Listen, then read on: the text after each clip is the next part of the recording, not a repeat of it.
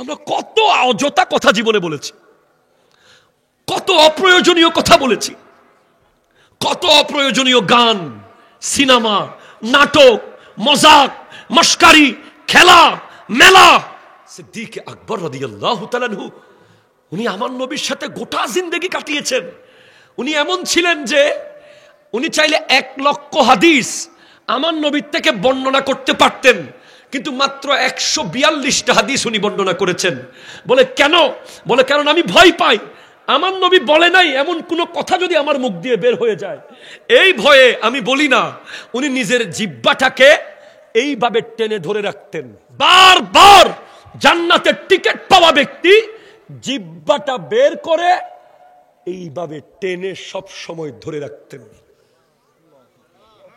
জীবনে কোনোদিন জিহ্বা ধরেছেন কেউ? একবার জিহ্বা টান দিয়ে মনে হচ্ছে সিদ্দিক আকবরের জিহ্বা এখন ছিঁড়ে যাবে। ওমর ফারুক আজম বলছেন আপনি জিহ্বা ছিঁড়ে ফেলবেন নাকি? বলেন না, আমি ভয় পাচ্ছি আমার মুখ দিয়ে কোনো গীবত বের হয়ে যায় কিনা, আমার মুখ দিয়ে কোনো কোরআন সুন্নাহর বাইরে একটা শব্দ বের হয়ে যায় কিনা।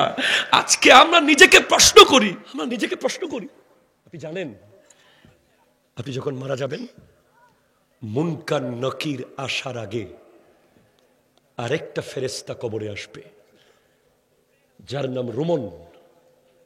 সে আপনাকে বসাবে, বলবে লেখো, উকতুব আমালাক, তোমার 60 বছর কি কি করেছো প্রত্যেকটা মুহূর্ত লিখে দাও। 70 বছর যা যা করেছো সব লিখে দাও।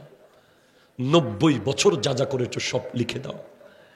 আপনি জীবনে একটা বাজারের লিস্ট লেখেন নাই, আপনি জীবনে একটা দোকানের হিসাব লেখেন নাই, আপনি ট্যালেন্ট ছাত্র ছিলেন, শুধু লিখতে বিরক্ত লাগে বলে আপনি ফার্স্ট ক্লাস পান নাই কলেজে, ইউনিভার্সিটিতে। আপনাকে 60 বছরের লেখা লিখতে হবে। প্রশ্ন করবেন, এই ফেরেশতা কালি কোথায় পাবো এত? বলবে মুখের থুতুকে কালি বানাও। কলম কোথায় পাবো? হাতের আঙ্গুলকে কলম বানাও। কাগজ কোথায় পাবো? গায়ের কাফনকে কাগজ বানাও।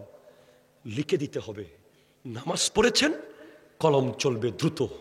রোজা রেখেছেন, কলম স্পিডে চলবে। দান করেছেন, কলম স্পিডে চলবে। মা বাবার খিদমত করেছেন, কলম দ্রুত চলবে। সুদ খেয়েছেন, কলম চলবে না। ঘুষ খেয়েছেন, কলম চলবে না। জুলুম করেছেন, কলম চলবে না। মিথ্যা বলেছেন, কলম চলবে না। নাটক দেখেছেন, কলম চলবে না। বাটপারি করেছেন, কলম চলবে না। নামাজ পড়েন নাই, কলম চলবে না। প্রচন্ড মারা হবে, প্রচন্ড আঘাত করা হবে। বেনামাজি যখন মারা যায়, কবরস্থানগুলো সব কান্না শুরু করে, আল্লাহ এই লাশ যেন আমার এখানে না আসে।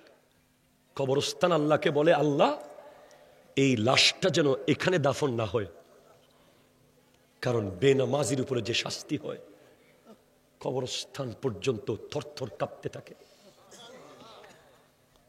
হ্যাঁ, আমি আপনাকে বলছি, সিদ্দিক আকবর উনি বলছেন, আল্লাহ আমি মানুষ কেন হলাম?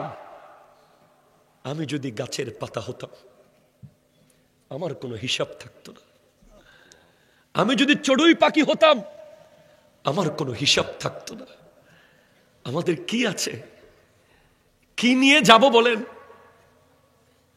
কি নিয়ে যাব? আজকে ফজরের নামাজ কত জনের চলে গেছে এখানে, কত জনের। জোহর কত জনের চলে গেছে।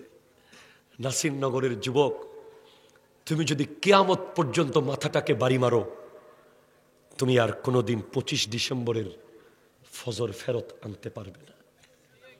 শেষ, শেষ।